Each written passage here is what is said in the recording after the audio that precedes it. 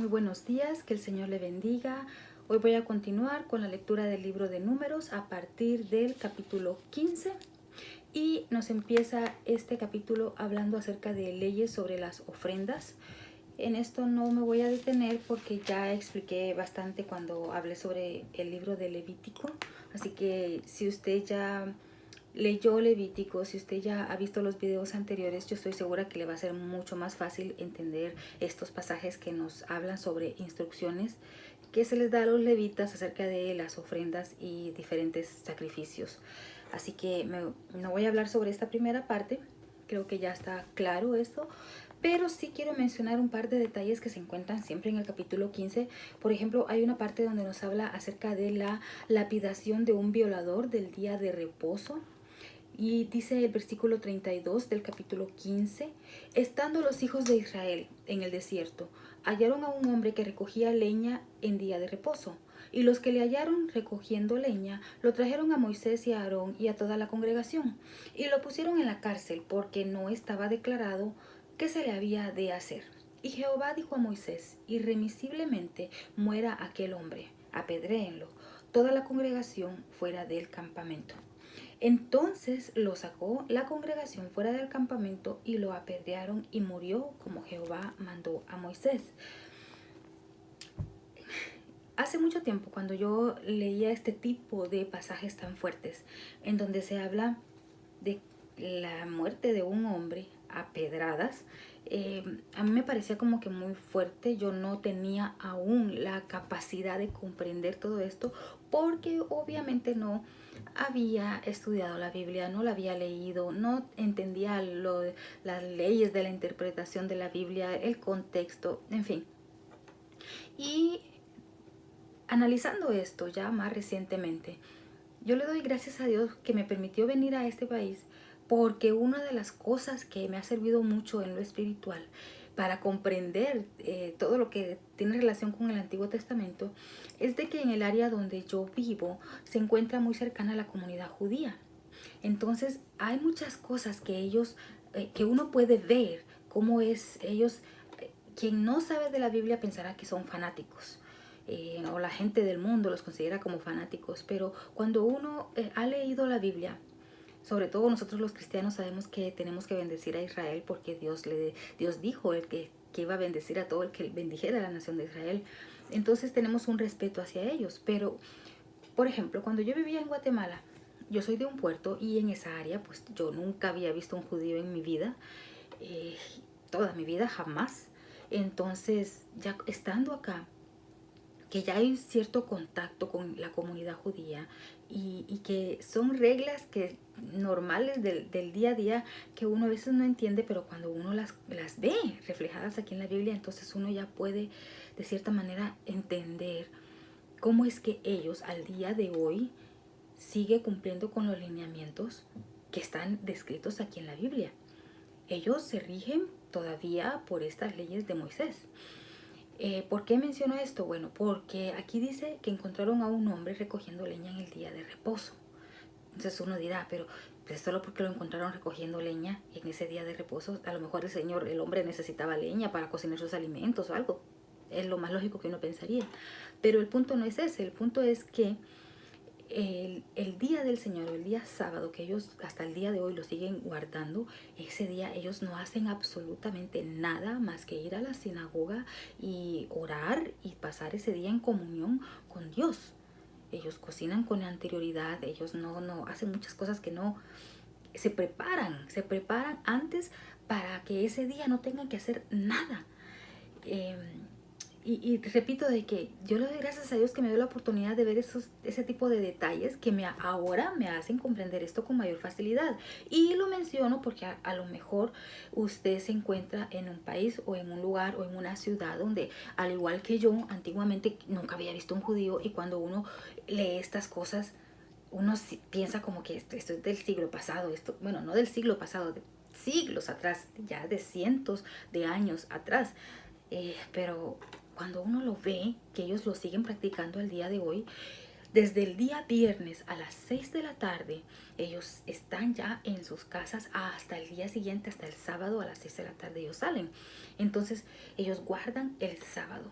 así. Ellos contra viento y marea, el sábado ellos no hacen absolutamente nada porque ellos lo consideran santo y porque estoy segura que saben que si alguien tiene la osadía de, qué sé yo, salir a comprar, como este hombre que fue a buscar leña, si alguien hace eso, capaz que lo apedrean o quizá por las leyes que hay en la actualidad ya no los matan, pero seguramente los sacan de la comunidad, los expulsan, dejan de ser judíos o qué sé yo cuál será el castigo terrible aparte de la muerte que podrán recibir al día de hoy. Pero ellos los siguen cumpliendo a cabalidad. Es que es así. Estaba pensando también que cuando tenga la oportunidad, cuando ya se pueda salir y movilizar con más tranquilidad, cuando ya haya pasado esto de la pandemia, eh, voy a ir a caminar al área donde viven los judíos y voy a ir un día entre semana. Voy a grabar un video sobre eso más adelante, ¿verdad? Y voy a ir un día entre semana para que vean cómo es el movimiento. Ellos tienen sus locales, sus tiendas, sus librerías, todo es específicamente con la bendición de los judíos. Y un día sábado que uno camina por ahí y ellos, si acaso se les ve, es que van caminando con sus trajes de gala para ir a la sinagoga, pero no ningún otro tipo de comercio. Entonces sí es algo bien serio, es que estas leyes eran cuestión de vida o muerte, así tal cual.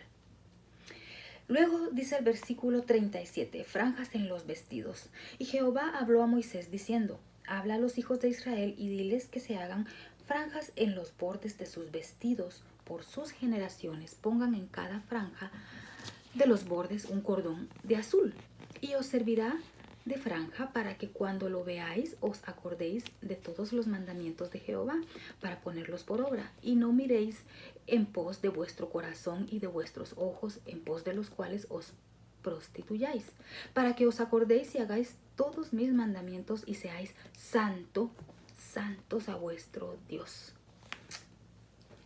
Estaba leyendo que la tradición judía cuenta de que esto que está escrito acá en la Biblia o en la Torá para los judíos surgió de una conversación que tuvo Moisés con Dios. Y en esta conversación Moisés le está diciendo al Señor, ve que ellos se hablaban, la Biblia nos dice que ellos hablaban cara a cara, fue la única persona con la que Dios conversó así.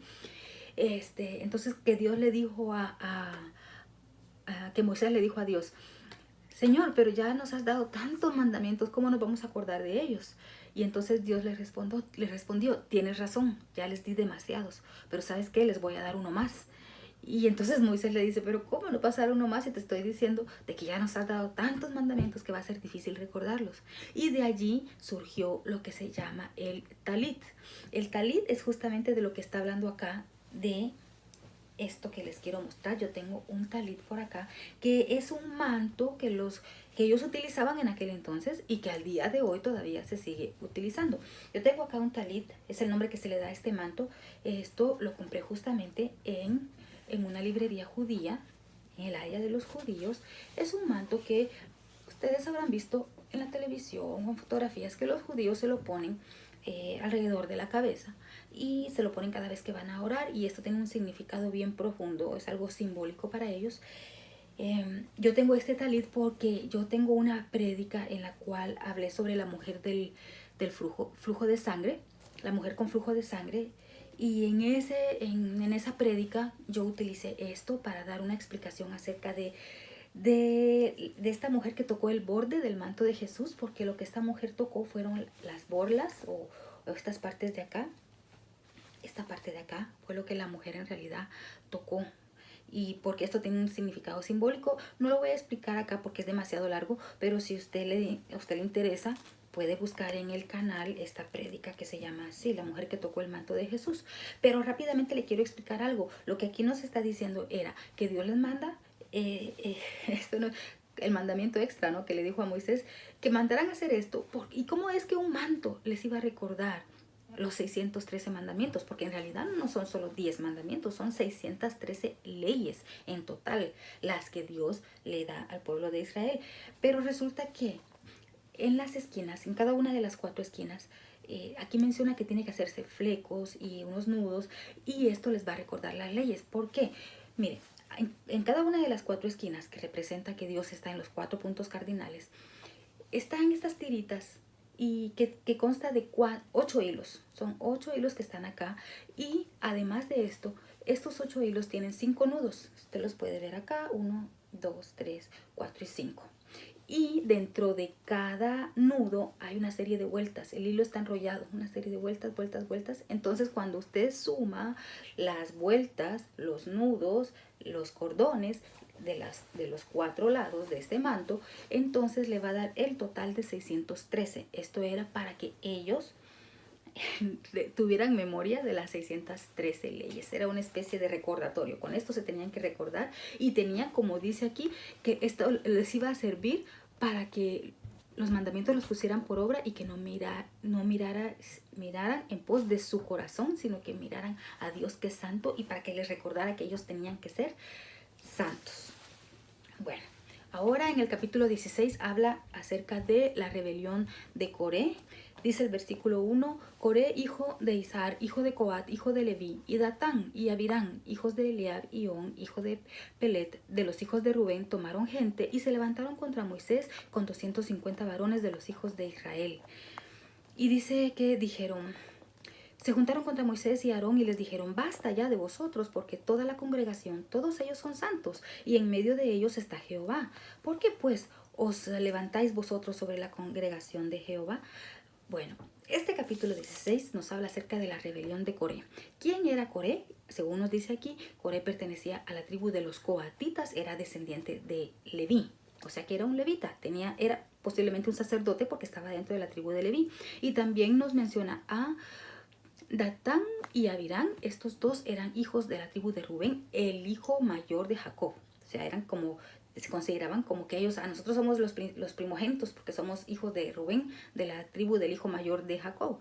Entonces, estos dos hijos de Rubén y este otro descendiente de Leví, ellos se pusieron de acuerdo, además juntaron a 250 hombres y fueron con Moisés y Aarón y se quejaron contra ellos porque prácticamente le querían dar como un golpe de estado. Como quien dice, ¿por qué Dios solo habla a través de ustedes? También puede hablar a través de nosotros y todos somos santos. Y prácticamente eso era lo que querían. Ellos querían tomar el control religioso y político del pueblo de Israel. De aquí ya era como que por eso es una rebelión, se estaban rebelando ante la autoridad de Moisés y de Aarón. Pero entonces, ¿qué pasa? Que Dios se enoja mucho, en cambio Aarón se pone y se enoja, se molesta también. Y la respuesta que Dios les da es que les dice, vayan a la casa o a la carpa donde vivían estos tres personajes, y el mismo Moisés dice algo. Mire, por eso que Moisés ha sido el profeta, que no ha habido otro profeta como él sobre la tierra, lo dice la Biblia. El versículo 28 dice, y dijo Moisés, en esto conoceréis que Jehová me ha enviado para que hiciese todas estas cosas, y que no las hice de mi propia voluntad. Si como mueren todos los hombres, mueren estos, o si ellos, al ser visitados, siguen la suerte de todos los hombres, Jehová no me envió. Mas si Jehová hiciere algo nuevo, y la tierra abriere su boca y los tragare con todas sus cosas, y descendieren vivos al Seol, entonces conoceréis que esos hombres irritaron a Jehová. Él estaba hablando en nombre de Jehová, diciendo lo que Dios iba a hacer. Si ellos se morían ya de viejos o de una enfermedad, pues entonces eso significaba de que Moisés no tenía autoridad y no era que Dios le había dado la orden o la autoridad sobre el pueblo de Israel. Pero si ellos morían tragados por la tierra, pues era obvio, ¿verdad?, que Dios estaba reconociendo la autoridad de Moisés. ¿Y qué fue lo que sucedió? Literal, la tierra se abrió, se los tragó a ellos con sus bienes, con sus carpas, las tres familias, tanto del sacerdote, del descendiente de Leví, que se llamaba Coré, y también Datán y Abirán, que eran los hijos de Rubén. Esas tres casas, carpas con todos sus bienes, sus ganado, lo que tenían, se fueron todos al centro, al Seol. La tierra se los tragó vivos y después los sepultó. O sea que la tierra, como yo me imagino aquí, la tierra se abrió y se volvió a cerrar. Solo sobre la casa o las carpas de estos tres personajes. Pero a los otros 250 príncipes que también se unieron, o a los otros 250 representantes o personas de honor principales de las tribus, también Dios los castigó, porque dice aquí, si no estoy mal, que salió fuego, sí, fueron quemados. También salió fuego de delante de Jehová y consumió a los 250 hombres que estaban ofreciendo incienso. Eran los otros que estaban apoyando esta rebelión. Así que esto confirma la autoridad nuevamente de Moisés y Aarón. Recuerden que ellos en este momento, como mencioné en el video anterior, están en un momento en que el pueblo está decepcionado, cansado, porque deciden no cruzar a la tierra prometida. No porque Dios no los quiera llevar, sino porque ellos tuvieron miedo. Prefirieron hacer caso del informe que trajeron los 10 espías y no de los 2 que dieron el informe bueno, que fueron Josué y Caleb. Entonces en ese momento la situación está como tensa y por eso surge esta rebelión. Pero aquí, una vez más, Dios confirma la autoridad moral y política tanto de Moisés como de Aarón. Además de eso, luego miren, el capítulo 17 nos habla de otro acontecimiento que sirve para confirmar, aquí ya vemos la autoridad moral o religiosa que le corresponde a Aarón, porque dice la vara de Aarón florece. ¿Y qué es lo que pasa en este capítulo? Que Dios le dice, mira, a cada uno de los príncipes de cada tribu, diles que tengan una vara. Esa vara se queda en el tabernáculo y al día siguiente, cuando van a ver, cada varita tenía un nombre y también obviamente la vara de Aarón tenía su nombre como representante de los levitas. Y entonces, al día siguiente, cuando van a sacar las varas, la vara que había florecido era la vara que tenía el nombre de Aarón. Y algo impactante es que no solamente había florecido, sino que mire lo que dice el capítulo 17 y el versículo 8. Y aconteció que el día siguiente vino Moisés al tabernáculo del testimonio, y he aquí que la vara de Aarón de la casa de Leví había reverdecido, no solamente reverdecido, había echado flores y arrojado renuevos y producido almendras. O sea, era un árbol prácticamente. Imagínense que de un día para el otro es que tenía que ser algo sobrenatural. Las varas era una vara, era una rama de un árbol, en este caso de un almendro. Quizá alguien podría pensar, bueno, de un día para otro bien, que a lo mejor echa una su florecita ahí, quizá la vara todavía no estaba seca, no que estaba recién cortada, podrá pensar alguien. Pero en 24 horas, que una rama, que ya estaba seca, porque dice que reverdeció, que una rama, aparte de estar seca de tanto tiempo, de que se cortó de su fuente de vida, que es el árbol, el tronco, esa rama, esa vara reverdece, y no solo reverdece, sino que da fruto, da flores, y no solo da flores, que sería como que el proceso natural, reverdecer, dar flores y luego dar fruto, que es el proceso natural, ¿no? de la cosecha. Pero es que da fruto, hasta dice que le salieron almendras en cuestión de 24 horas. Esto es algo sobrenatural que nuevamente confirma de que Dios le está dando la autoridad y la preferencia a Aarón para que no quede dudas. O sea, es otra de las muchas señales y maravillas que Dios sigue haciendo con su pueblo. Ahora que menciono eso, también les aprovecho para decirles que el día martes, el mensaje que traje en el estudio de la noche del martes, el título, tengo el video también si lo quiere buscar por si no lo ha visto, y se llama Deja de quejarte y muévete. Usted lo puede buscar aquí en el canal. Deja de quejarte y muévete. Y hace referencia justamente al lo que vimos aquí en el capítulo está en el capítulo 14, en donde ya Jehová castiga a Israel por tantas quejas que tenían. Y está muy interesante. Si usted quiere aprender un poquito más, busque ese video y ahí hay como que una explicación más amplia y una aplicación práctica. Eso es lo mejor, una aplicación práctica para nuestras vidas al día de hoy de toda esta situación de quejas del pueblo de Israel. Bueno, para avanzar, en el capítulo 18 nos habla del sostenimiento de sacerdotes y levitas.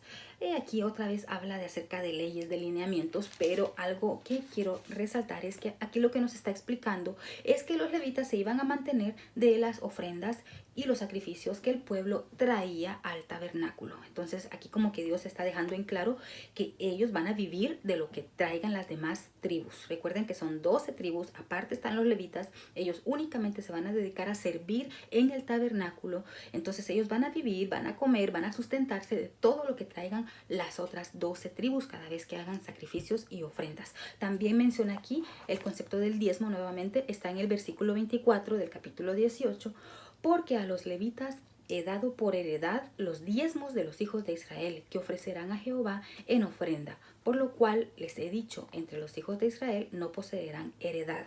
¿Qué significa esto? Ellos también, toda la 10ª parte, las primicias, tenían que traerlas como una ofrenda al tabernáculo, y de eso iban a sobrevivir las tribus, los descendientes de los levitas, todos los sacerdotes. Y aquí está mencionando esto. Pero también está mencionando aquí que ellos no poseerán heredad. ¿Por qué? Porque cuando el pueblo de Israel pase a la tierra prometida, van a repartir la tierra entre las 12 tribus, pero a ellos no les va a tocar tierra. Es decir, ellos no tienen herencia. Ellos no tienen un lugar físico, decir, ay, esto es mío, esa tierra es mía. No, porque ellos, su trabajo en la tierra va a ser servir a Dios, no va a ser tener cosas materiales, ni hacer los trabajos diarios o dedicarse a la siembra o a la cosecha. No, ellos únicamente, su propósito es servir a Dios y a la congregación. Entonces, eso queda aquí aclarado para que también el pueblo de Israel sepa, ¿verdad?, sus obligaciones y qué parte le corresponde a los levitas y por qué ellos iban a vivir de eso, porque ellos no tenían herencia ni iban a trabajar en otras cosas. Para terminar, el capítulo 19 nos habla acerca de la purificación de los inmundos y aquí nuevamente nos habla acerca de leyes y lineamientos que ya las expliqué, considero yo, de forma clara en el libro de Levítico, y entonces por eso no voy a redundar en ellas. Con esto termino hasta acá entonces. Y en el siguiente video pues ya vamos a empezar a ver otros sucesos muy importantes e interesantes que se encuentran ya en los capítulos 20 en adelante. Les animo a que sigamos leyendo la Biblia. La verdad, la Biblia es un libro hermoso, maravilloso.